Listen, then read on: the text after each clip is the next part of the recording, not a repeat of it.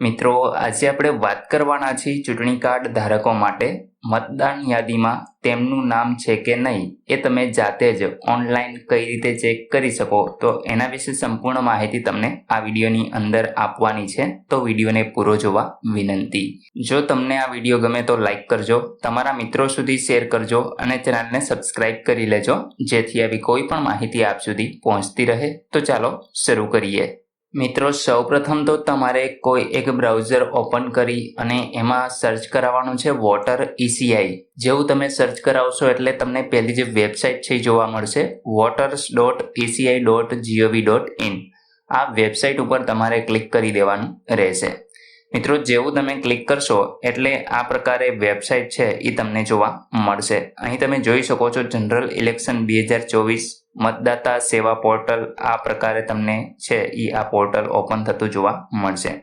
અહીં મિત્રો તમારે સર્વિસીસની અંદર જોવાનું છે, જેમાં સર્ચ ઇન એનરોલ રોલ આ ઓપ્શન ઉપર તમારે ક્લિક કરવાનું છે। અહીં તમે જોઈ શકો છો કે ગેટ ઇલેક્ટોર ડિટેલ એટલે કે જે મતદાતા છે એમની ડિટેલ છે એ અહીંયા જોવા મળશે। તો મિત્રો એના ઉપર આપણે ક્લિક કરી દઈશું। અહીં મિત્રો તમે ત્રણ રીતે તમારું નામ છે એ સર્ચ કરાવી શકો છો। એક તો એપિક નંબર એટલે કે ઇલેક્શન કાર્ડના જે નંબર હોય છે એના ઉપરથી તમે ડિટેલ છે એ મેળવી શકો છો। ત્યાર પછી તમારી ડિટેલ દ્વારા એટલે કે તમારું નામ છે, ત્યાર પછી તમારી જન્મ તારીખ અથવા તો એનું વર્ષ છે તો એ પ્રમાણે તમે નામ સર્ચ કરાવી શકો છો। ત્યાર પછી મિત્રો ત્રીજું છે મોબાઈલ નંબર દ્વારા। આ સૌથી બેસ્ટ ઓપ્શન છે કે તમે મોબાઈલ નંબરથી તમારા ઘરના જેટલા પણ મેમ્બર હોય અથવા તો એક જ મોબાઈલ નંબરથી ને એકથી વધારે વ્યક્તિઓના જે વોટર આઈડી કાર્ડ છે એ જોડાયેલા હોય તો મિત્રો એ તમામની ડિટેલ છે એ તમને જોવા મળશે। તો મિત્રો આપણે છે એ અહીં મોબાઈલ નંબરથી કઈ રીતે સર્ચ કરાવવું એના વિશે વાત કરશું। તો આ ઓપ્શનને તમારે સિલેક્ટ કરી લેવાનો રહેશે। જેવું તમે સિલેક્ટ કરશો અહીંયા તમારે તમારા રાજ્યનું નામ છે એ સિલેક્ટ કરવાનું છે। તો આપણે ગુજરાત સિલેક્ટ કરી લઈએ। ત્યાર પછી તમે કઈ ભાષા સિલેક્ટ કરવા માંગો છો તો આપણે ગુજરાતીને સિલેક્ટ કરશું। અહીંયા આગળ તમારે તમારો મોબાઈલ નંબર છે એ લખવાનો હોય છે। ત્યાર પછી મિત્રો આ જે કેપ્ચા તમને જોવા મળે છે એ તમારે આ ખાનામાં લખવાનો છે અને સેન્ડ OTPના ઓપ્શન ઉપર ક્લિક કરી દેવાનું રહેશે। મિત્રો, જેવું તમે ક્લિક કરશો એટલે અહીંયા આગળ એક OTP વેરીફાઈ કરવાનું કહેશે। તો તમારા મોબાઈલ નંબર ઉપર જે પણ OTP આવેલો હોય એ તમારે આ ખાનામાં લખવાનો છે અને ત્યાર પછી સર્ચના ઓપ્શન ઉપર ક્લિક કરી દેવાનું રહેશે।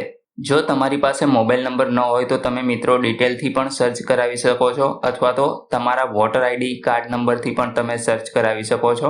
જો વોટર આઈડી કાર્ડ નંબરથી તમે સર્ચ કરાવવા માંગતા હોય તો અહીંયા એ નંબર લખવાનો છે। અહીંયા તમારે તમારા રાજ્યનું નામ છે એ સિલેક્ટ કરવાનું રહેશે। અહીંથી મિત્રો તમારે ભાષા છે એ સિલેક્ટ કરવાની છે। ત્યાર પછી જે કેપ્ચા છે એ તમારે આ ખાનામાં લખવાનો છે અને સર્ચના ઓપ્શન ઉપર ક્લિક કરાવશો એટલે સેમ પ્રોસેસ છે એ તમને જોવા મળશે। મિત્રો, જો તમારી પાસે મોબાઈલ નંબર અને એપિક નંબર આ બંનેમાંથી કોઈ પણ વસ્તુ ન હોય તો પણ તમે તમારી ડિટેલ સર્ચ કરાવી શકો છો। તમારે અહીંયા સર્ચ બાય ડિટેલના ઓપ્શન ઉપર ક્લિક કરવાનું છે। અહીંથી તમારે તમારું રાજ્ય સિલેક્ટ કરવાનું છે। ત્યાર પછી અહીંયા તમારે ભાષા છે એ સિલેક્ટ કરવાની રહેશે। અહીં મિત્રો તમે જોઈ શકો છો કે પ્રથમ નામ તમારું અહીંયા તમારે લખવાનું છે અને તમારી અટક એટલે કે સરનેમ છે એ અહીંયા લખી દેવાની રહેશે। અહીં મિત્રો અહીંયા તમારું રિલેટિવનું એટલે કે તમારા પિતાનું નામ આવશે અથવા તો જો કોઈ પરણિત મહિલા હોય અને એને ઇલેક્શન કાર્ડમાં સુધારો કરી પોતાના હસબન્ડનું નામ લખાવેલું હોય તો એ અહીંયા આપણે એનું નામ આવશે અને ત્યાર પછી અટક છે એ અહીંયા લખવાની રહેશે। ત્યાર પછી મિત્રો અહીંયા તમારે જન્મ તારીખ છે એ લખવાની છે। જો જન્મ તારીખ ખબર ન હોય તો તમે અહીંયા એજ પણ સિલેક્ટ કરી અને જેટલી પણ એજ થતી હોય એ પ્રમાણે સિલેક્ટ કરી શકો છો। ત્યાર પછી મિત્રો જેન્ડર છે એ તમારે સિલેક્ટ કરવાનું રહેશે, જેમ કે સ્ત્રી કે પુરુષ જેનું પણ તમારે શોધવાનું હોય એ રીતે તમે અહીંયા સિલેક્ટ કરી લેશો। ત્યાર પછી મિત્રો તમારો જિલ્લો છે એ કયો છે તો એ તમે અહીંથી સિલેક્ટ કરશો અને તમારી વિધાનસભાની જે સીટ છે એ તમારે અહીંથી આ પ્રકારે સિલેક્ટ કરવાની રહેશે। ત્યાર પછી જે આ કેપ્ચા તમને જોવા મળે છે એ લખી અને સર્ચના બટન ઉપર ક્લિક કરાવશો એટલે મિત્રો તમને તમામ ડિટેલ છે એ જોવા મળશે। હવે મિત્રો આપણે આગળ જોશું કે તમે તમારું નામ મળી જાય ત્યાર પછી ડિટેલ છે એ કઈ રીતે ચેક કરી શકો। અહીં મિત્રો તમે જોઈ શકો છો કે બે ડિટેલ છે એ મને અહીં જોવા મળી રહી છે। તો આ પ્રકારે તમને પણ તમારી ડિટેલ છે એ જોવા મળશે। મેં અહીંયા આગળ મોબાઈલ દ્વારા સર્ચ કરાવેલું છે એટલે મિત્રો મારા મોબાઈલ નંબરની અંદર જેટલા પણ વોટર આઈડી કાર્ડ લિંક હશે એ તમામની ડિટેલ તમને જોવા મળશે। જો તમે તમારા વોટર આઈડી સાથે મોબાઈલ લિંક ન કરેલો હોય તો એના વિશે આપણે વિડીયો બનાવેલો છે, તમે જાતે જ ઓનલાઈન લિંક કરી શકો છો। તો એની લિંક હું તમને ડિસ્ક્રિપ્શનમાં આપી દઉં છું, ત્યાંથી તમે જાતે જ લિંક કરી અને આ પ્રકારે છે એ સર્ચ કરાવી શકો છો. હવે મિત્રો આના વિશે જો તમારે વધુ માહિતી જોતી હોય તો અહીંયા વ્યૂ ડિટેલનો એક ઓપ્શન છે એ તમને જોવા મળે છે. તો જે પણ મતદાતા વિશે તમારે વધુ માહિતી જોતી હોય કે જેમ કે એને ક્યાં મતદાન કરવાનું છે એ તમામ ડિટેલ, તો એ અહીં આગળ તમે જોઈ શકશો.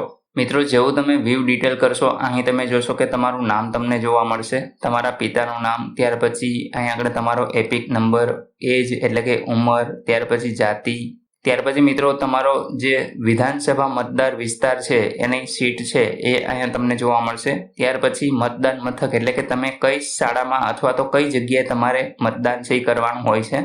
ત્યાર પછી તમારો ભાગ નંબર, અહીં મિત્રો મતદાન તારીખ અહીંયા તમે જોઈ શકો છો 7/5/2024 એટલે કે મંગળવારના દિવસે છે તમારે મતદાન કરવાનું થશે.